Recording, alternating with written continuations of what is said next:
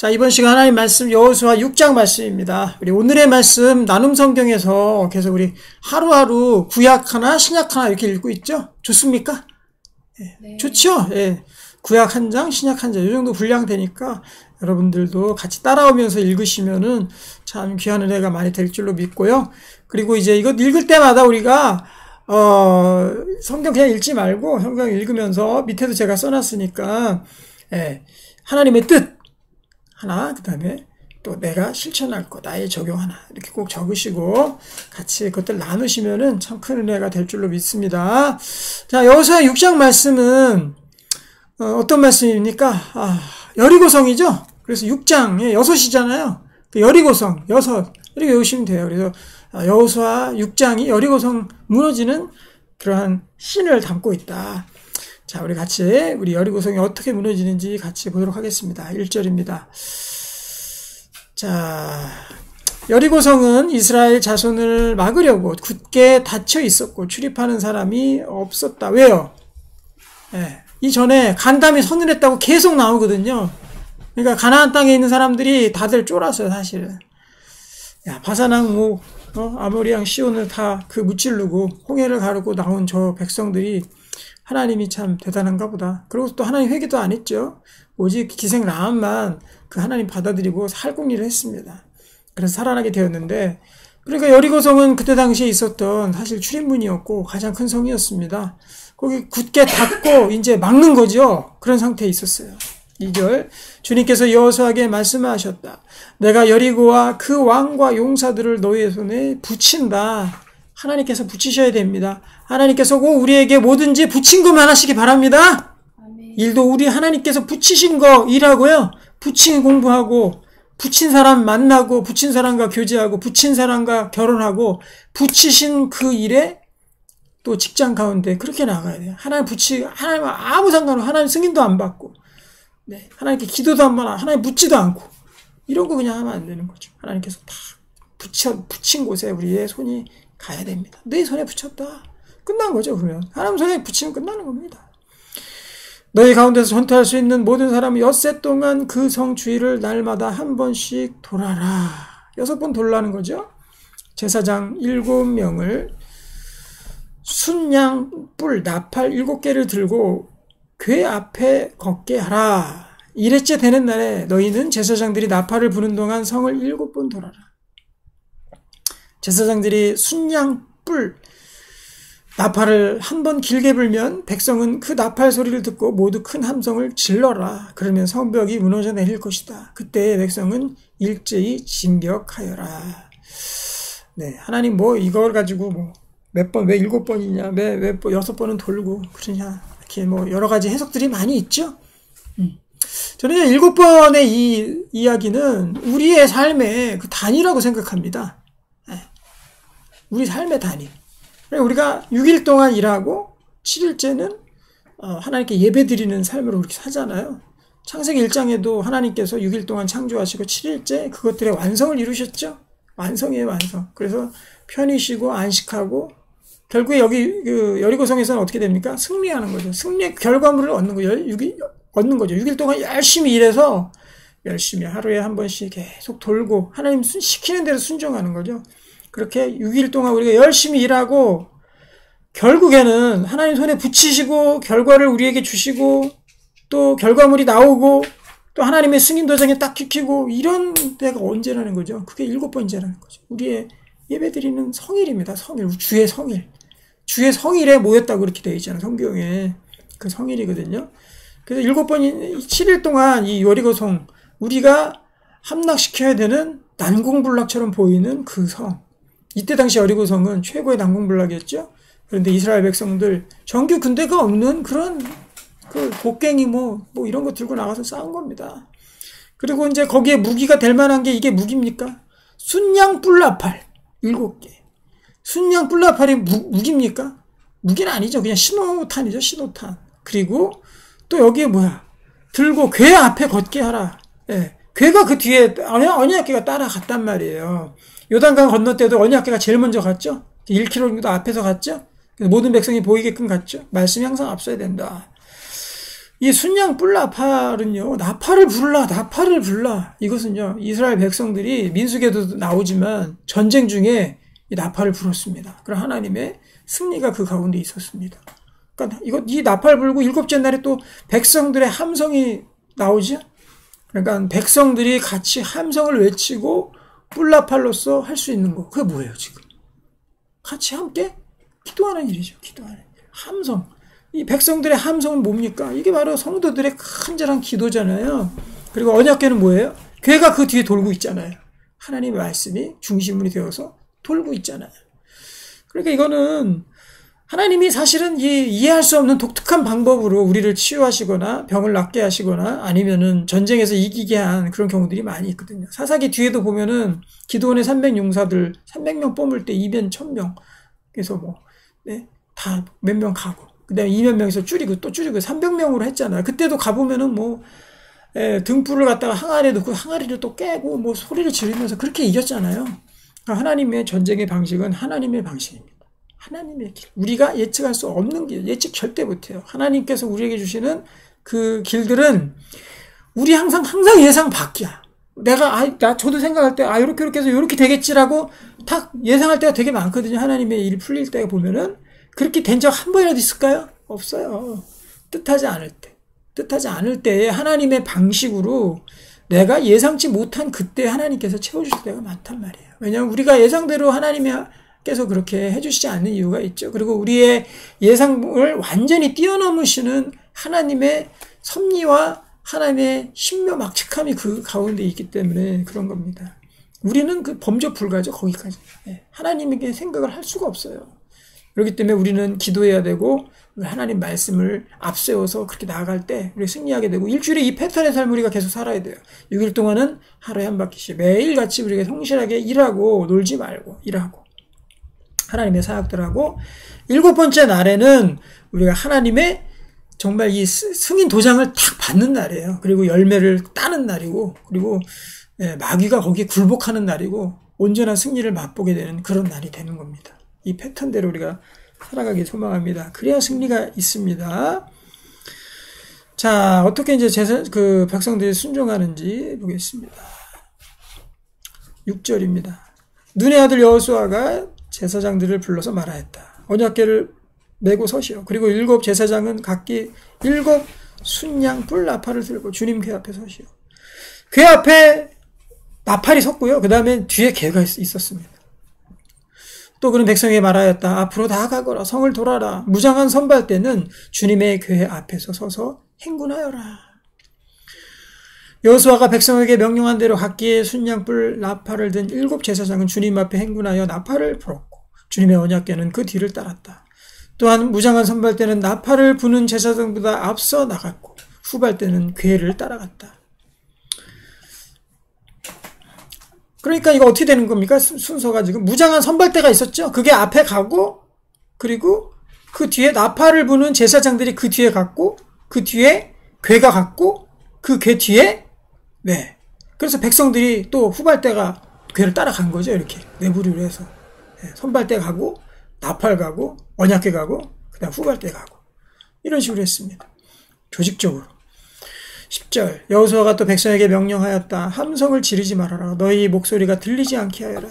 한마디도 입 밖에 내지 말고 있다가 내가 너희에게 외쳐라 하고 명령할 때 큰 소리로 외쳐라. 하나님이 외쳐라. 말하라고 했을 때 말해야 됩니다. 하나님의 확신이 들었을 때 그때 비로소 얘기하는 거예요. 그런데 우리는 어떡합니까? 미리 다 떠들죠. 여기 가서 떠들고 저기 가서 떠들고 하나님이 허락하신 것도 아닌데 이거 하면 어떨까? 되게 내 생각엔 좋을 것 같은데 막 떠들고 그렇죠. 그리고 고난과 어려움들이 왔을 때도 하나님한테 가서 먼저 묻고 하나님 어떻게 됩니까? 묻지 않고 다른 사람한테 가서 먼저 얘기하지 말아라. 하나님께서 허락하실 때 그때 얘기해라 이렇게 말씀하시는데요. 우리 가가지고 그냥 다른 사람한테 힘들다고 막 떠들고 이렇게 되는 겁니다. 힘들거나 문제가 있거나 우리 다 몸에 배야 돼요. 힘들 때 하나님 먼저 하고 문제가 있을 때 하나님께 먼저 하고 또 선택의 기로에 있을 때 하나님께 먼저 하고 이게 다 몸에 배야 돼요. 근데 먼저 하고 이렇게 하면 안 되는 거예요. 느헤미야도 어떻습니까? 성벽 재건할 때 그때 하나님께 이미 확신을 다 받았습니다. 그래서 술관원 있다가 왕한테 얘기하고 백성한테 갔거든요. 그때 얘기 안 했어요. 하나님께서 입을 다물게 했고, 다른 사람들이 물어봤을 때 그가 다물고 있었습니다. 그러니까 하나님께 기도하고 확신을 구하고 그 확신이 있을 때까지 계속해서 기도하면서 기다린 거죠. 먼저 이 빵정 떨면 안 되는 거죠. 물론 여기 전쟁 중에는 외치고 떠들면 적군들이 또 이게 눈치채지 않게 하는 그런 전술도 있었겠지만 이 영적인 의미가 크다라는 거죠. 11절. 이처럼 여호수아는 주님의 궤를 메고 성 한 바퀴를 돌게 한 다음 진에 돌아와서 그 밤을 진에서 지나게 하였다. 다음 날 아침에 여호수아가 일찍 일어났다. 제사장들도 다시 주님의 궤를 메었다. 각기 순양 뿔 나팔을 든 7 제사장은 주님의 궤 앞에 서서 계속 행군하여 나팔을 불었고, 무장한 선발대는 그들보다 앞서서 나아갔으며 후발대는 주님의 궤를 뒤따랐다. 그러니까 백성들이 하나님의 기도와 말씀 가운데 다 뭉쳐져 있는 정렬된 모습인 거예요. 흩어져 있는 모습이 아니라 하나로 딱 말씀과 기도 안에 하나님 딱 뭉쳐진 그 상태. 그동안 제사장들은 계속하여 나팔을 불었다. 이튿날도 그들은 그 성을 한 바퀴 돌고 진으로 돌아왔다. 그들은 엿새 동안 이렇게 하였다. 엿새 동안 계속 한 거죠. 그러니까 사실은 이 말을 하지 말라라는 거는요, 조용히 하는 것도 있었지만 나팔 소리가 이미 났습니다. 그 잠복이 아니었다고요. 나팔 소리 다 들었을 거라고 적군들도. 하나님께서 떠들지 말아라는 거죠. 입 놀리지 말아라. 그리고 우리 마음대로 서로 얘기하고 이거 자체가 아니지 않습니까? 서로 기도하는 가운데 충심으로 하나님 말께 마음을 두고 이럴 때 뭐 옆 사람이랑 떠들 새가 언제 있겠어요? 다 하나님께 맡기고 집중하고 하는 거죠. 자, 이제 7째 날이 되는 거죠. 15절. 드디어 이튿날이 되었다. 그들은 새벽 동이 트자 일찍 일어나서 전과 같이 성을 돌았는데 이날만은 7번을 돌았다. 여러분, 여리고성이 무너졌을 때 만약에 저녁 때쯤 무너졌으면 좀 어울립니까? 아니면 뭐 오후에 해가 중천에 떴을 때 무너졌으면 어울릴까요? 여기선 이 여리고성 전법에는요, 항상 새벽에 했어요. 새벽 동이 트자 일찍 일어나서 7번째 돌아오고, 그 전에도 계속해서 일찍 일어나서 돌았습니다. 그러니까 하나님의 역사들은 새벽에 아침 일찍 이루어진다라는 거죠. 어울리지가 않아요. 저녁에 하나님? 아니에요. 새벽별, 예수님 새벽별이라 그러잖아요. 그리고 다윗도 아침에 눈을 뜨고 주님의 말씀을 바라는 그 간절함으로 내가 아침에 눈을 떴나이다 고백하잖아요. 그러니까 새벽에 아침에 말씀과 기도로 먼저 승리해야 그 하루 동안의 승리가 뒤따라오는 겁니다. 그래서 우리가 할 게 딱 그거, 우리 적용할 거는 그거예요. 새벽에, 우리도 여리고성 같이 새벽에 일어나서 하나님 말씀의 꿀같이 다한 맛이 우리에게 몸에 배서 그게 그리워져서, 하나님 말씀이 그리워서 그냥 새벽에 눈을 떴나이다. 그리고 그 새벽에 조용한 시간에 하나님과 집중해서 기도하는 시간이 그리워서 내가 새벽에 눈을 떴나이다. 이게 우리 몸에 다 우리 삶에 배워야 되죠. 엿새 동안 그렇게 열심히 일하고 7째 날에 열심히 예배드리고, 이 패턴이 반복이 되는 거죠. 그 사람이 제일 잘 사는 사람입니다. 16절. 7번째가 되어서 제사장들이 나팔을 불 때 여호수아가 백성에게 이렇게 명령하였다. 큰 소리로 외쳐라. 주님께서 너에게 이 성을 주셨다. 드디어 이제 소리 외칠 때가 되었어요. 이때 외쳐야죠. 주님께 간절함으로 외치고 부르짖고 기도할 때 기도해야 되는데, 딴 때는 얘기하고 기도할 때는 빠져있고, 거꾸로 가면 안 되겠죠. 주님께 같이 함성을 지르고 간절함으로 부르짖어야 할 가장 중요한 때 성도들이 모여서 내가 함께 해서 그렇게 주님께 외쳐야 되는 거 되겠죠. 그런데 그거 못하면은 그럼 무너지겠습니까? 주님께서 너에게 이 성을 주셨다. 너의 손에 붙이셨다. 주셨다. 그 확신 들었을 때, 그 확신이 탁 떨어졌을 때, 그때 비로소 하나님께 행동을 하고, 하나님 앞에 행동을 하고, 하나님께 기도하고, 큰 소리 외치고, 다른 사람에게 얘기하고, 그렇게 돼야 되는 거죠. 비전을 나누고 확신하고. 그래서 우리 하나님께서 주신 것만, 우리 손에 붙이신 것만, 그것만 해도, 그것만 하면은 최고입니다. 최고. 이것저것 하다가 결국 쌤 돼가지고 그냥 항상 힘든 삶 살지 마시고요. 하나님께서 손에 붙이신 것만 골라서 하시기 바랍니다. 다른 거 없어요. 그냥 6일 동안 우리가 이 삶의 패턴 잘 지켜서 이렇게 사는 거, 그것이 최고입니다. 그래서 앞에는 선발대 쓰고 뒤에 나팔, 그 다음에 하나님의 언약궤 말씀, 그 다음에 뒤에 후발대 이렇게 딱 짜가지고 스크랩으로 딱 짜가지고 움직이는 게 최고죠. 17절 이 성과 이 안에 있는 모든 것을 전멸시켜서 그것을 주님께 제물로 바쳐라. 그러나 창녀 라합과 그 여인의 집에 있는 사람은 모두 살려주어라. 그 여인은 우리가 보낸 정탐꾼들을 숨겨주었다. 라합에게 있어서 가장 큰 배울 점이 뭐라 그랬습니까? 라합에게 있었던 그 한 가지, 다른 사람에게 없고 라합에게 있었던 거. 살려고 발버둥친 여자입니다. 그리고 살려고 궁리한 사람이에요. 그리고 믿음의 행동을 보였던 사람이에요. 믿음으로 했다고 히브리서 11장에 나오잖아요. 믿음으로 했다. 그리고 믿음에 반응한 사람이고 행동으로 옮긴 사람이었습니다. 행동한 사람이었습니다. 그래서 이 구속사에서 예수 그리스도의 계보에 4명밖에 없는 그 마태복음 1장의 계보에 라합이 다 거기 들어가 있어요. 그 영광을, 그것도 신분도 창녀 라합이었지만 그런 것들을 다 얻는 가장 영광스러운 인생이 된 것입니다. 너희는 진멸시켜서 바치는 희생제물에 손을 댔다가 스스로 파멸당하는 일이 없도록 주의하여라. 너희가 진멸시켜서 바치는 그 제물을 가지면 이스라엘지는 너희 때문에 전멸할 것이다. 다 하나님 것이라는 거예요. 우리가 승리한 거 다 하나님의 것임을 인정하는 겁니다. 하나님의 것임을 인정하지 못한 게 창세기 3장에 선악과 따먹은 거잖아요. 내 마음대로 하겠다. 내 삶 내 거다라는 그 범죄가 창세기 3장의 범죄 아닙니까?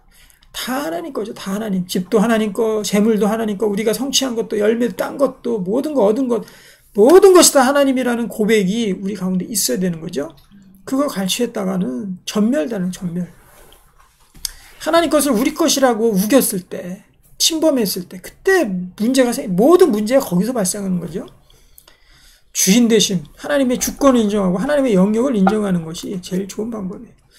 19절 모든 은이나 금, 놋이나 철로 만든 그릇은 다 주님께 바칠 것이므로 거룩하게 구별하여 주님의 금고에 넣도록 하여라. 제사장들이 나팔을 불었다.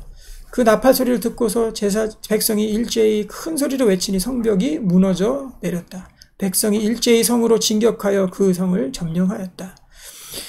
그 성에 있는 사람을 남자나 여자나 어린이나 아이를 가리지 않고 모두 전멸시켜서 희생제물로 바치고 소나 양이나 나귀까지도 모조리 칼로 전멸시켜서 희생제물로 바쳤다. 왜 이렇게 하나님께서 잔인할 정도로 거기 있는 사람들을 다 진멸하라고 했을까요?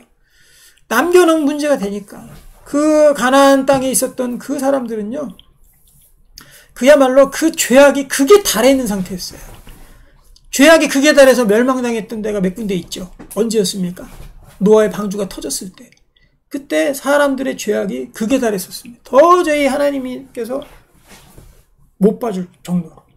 그럼 진멸해야죠. 그리고 소돔과 고모라 성이 또 그랬고 그들의 죄악이 하늘에까지 닿았습니다.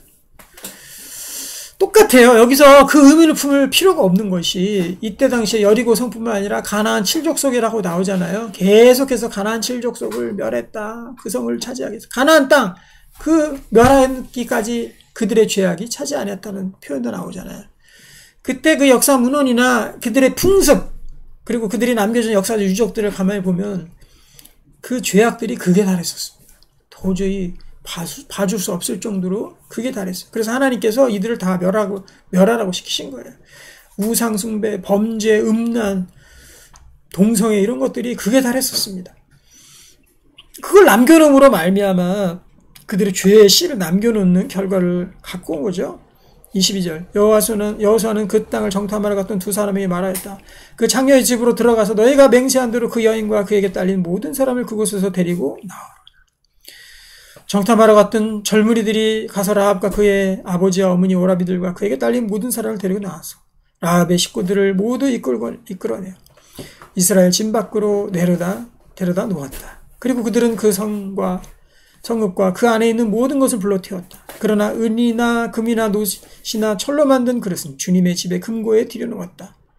여호수아는 장녀 라합과 그의 모든 집과 그에게 딸린 사람을 다 살려주었다. 라합이 오늘날까지 이스라엘 백성 가운데 살고 있는데 그것은 여호수아가 여리고를 정탐하도록 보낸 사람들을 그가 숨겨주었기 때문이다. 그때 여호수아가 이렇게 맹세하였다. 이 여리고 성을 일으켜 다시 세우겠다는 자는 주님 앞에 저주를 받을 것이다. 성벽에 기초를 넣는 자는 맏아들을 잃을 것이요 성문을 다니는 막내 아들을 잃을 것이다. 주님께서 여호수아와 함께 계셨으므로 그 명성이 온 땅에 두루 퍼졌다. 하나님께서 다 멸한 거, 다 멸한 죄악들, 내가 다 없앤 것들 다시 끄집어내지 말라라는 거죠. 이 성 이렇게 해가지고 뒤에 다시 또 끄집어내잖아요. 열왕기서에 보면은 그 뒤에 후대 왕이어서 다시 끄집어내고, 그래서 여기에 그것들이 그대로 이루어집니다. 막내 아들 다 죽고 맏아들 잃고 그런 일들이 벌어지게 되죠. 그 다시 끄집어냈단 말이에요. 그 돼지가 아무리 돼지를 깨끗이 씻겨놔도 그 시궁창에 다시 들어가지 않습니까? 그 마찬가지로 우리가 멸절시킨 것들 미련두면 안 돼요. 우리가 멸절시킨 거 다시 끄집어내고 하면은 안 되는 것입니다. 끝까지 그런 것들을 우리 지키는 우리의 모습들이 되게 소망합니다. 하나님의 뜻 제가 쓴 것들 보면은 하나님의 말씀에 순종하고 약속하는 자녀만이 하나님의 나라를 유업으로 받을 수 있습니다. 하나님의 방법으로 여리고성을 무너뜨린 것처럼 하나님의 방법과 인도하심에 따라 세상과 싸워 승리할 수 있습니다. 나의 적용은 뭡니까? 나는 하나님의 말씀을 듣고 잊어버리는 자입니까? 적용하며 실천하는 자입니까?